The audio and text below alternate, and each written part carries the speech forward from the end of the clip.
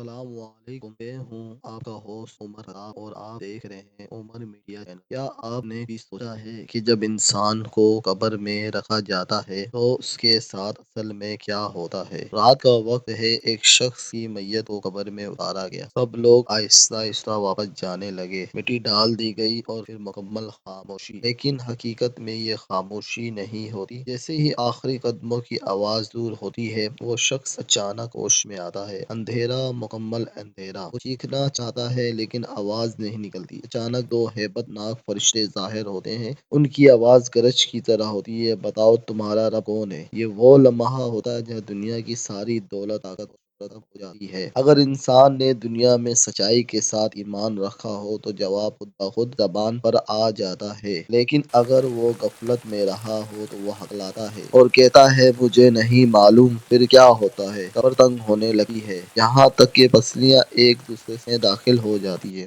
اگر انسان نیک ہو تو قبر ان کے باغوں میں سے ایک باغ بن جاتی ہے۔ ایک سوال، اگر آج آپ کو قبر میں رکھا جائے تو آپ کیا جواب دیں گے؟ سوچیں، ابھی وقت ہے۔ ویڈیو پسند آئے تو لائک کریں، ایسے ہی حقائق جاننے کے لیے چینل سبسکرائب کریں اور اپنے میزبان کو اجازت دیجیے۔ اللہ، ملتے ہیں نیکسٹ ویڈیو میں۔